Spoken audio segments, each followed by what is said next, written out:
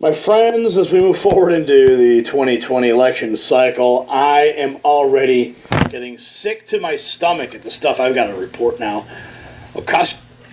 Good evening, ladies and gentlemen. As always, I am your host, Robert Kane. First of all, I'd like to take this opportunity to really address those at the Next News Network. They are an affiliate of Fox. They are an affiliate of many other.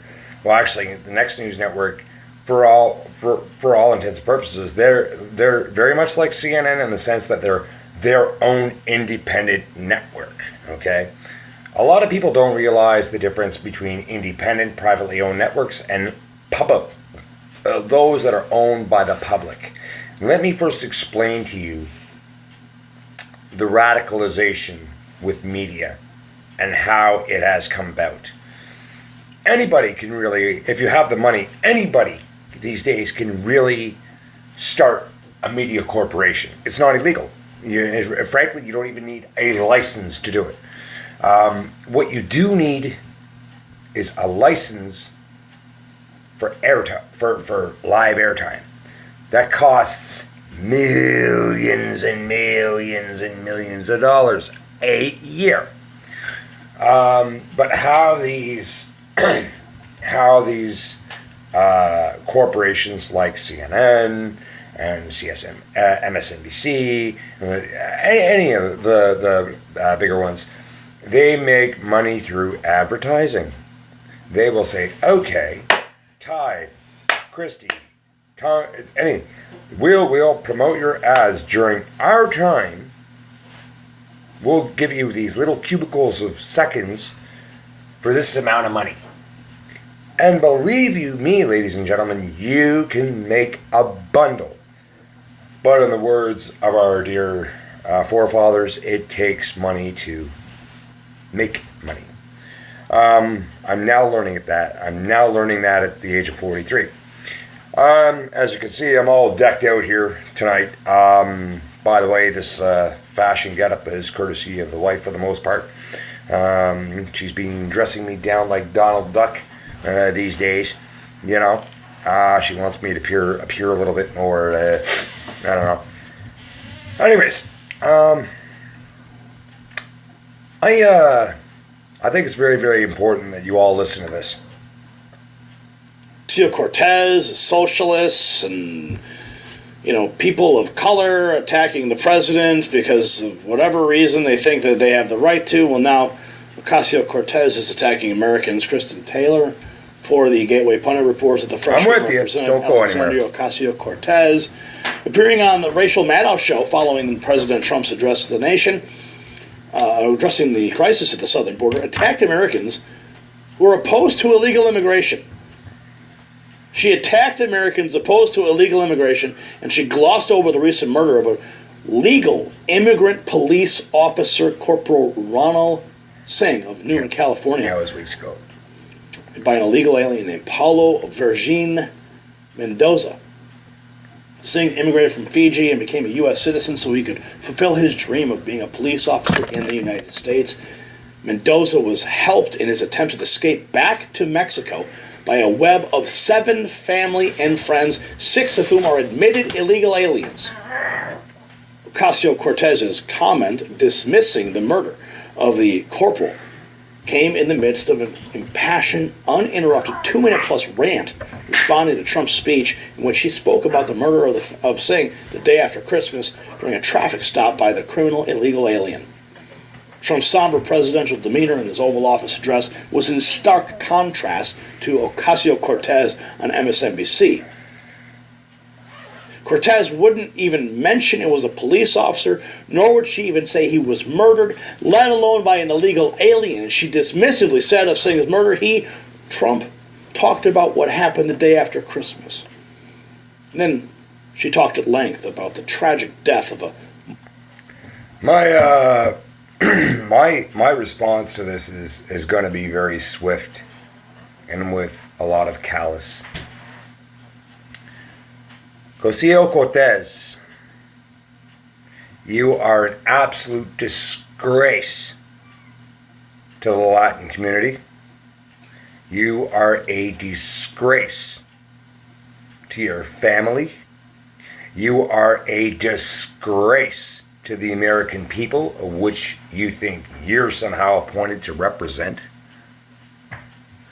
You know, I'm gonna just call it as I see it all the way down the line, and it's because of people like you, Ms. Cortez, that your president-elect. I'm a Canadian, by the way, you know, and very, very soon I will be arousing my brigade. I will be. Justin Trudeau, you are not. So we'll be starting on that somewhere down the road very soon. I think what's so generally important for people to recognize right now, and this is not coming from a Democratic perspective. This is not coming from a Republican perspective. I need everyone to continue to understand that border safety issues is a global matter. Do you understand? It is a global matter. Something our Prime Minister doesn't seem to take seriously at all. You know, I've always said this. Anybody that knows me knows my stand on narcotics. I believe it boils down to a personal choice. Look at places like Holland. Look at places like Portugal. Look at places like Switzerland. Look at places like France. I could go on and on and on and on, but you all know exactly what I'm speaking of. The legalization of drugs. Do you understand the legalization of drugs? Yes, I just said it. If tomorrow we made cocaine and heroin legal to purchase, hang on, with a prescription. Hang on, listen to what I'm saying. Do you realize, just on that basis alone, Healthcare Canada would save about $1 billion a year. $1 billion a year. Did you realize, do my fellow Canadians over here in Canada realize, that with the legalization, and I'm not talking about making it legal to the point where you can carry it with you everywhere and do whatever the hell, I'm not speaking of that. I am talking about the decriminalization of drugs themselves. Narcotics had been around since man. It really boils down to a personal choice. We could scream all we want about addiction.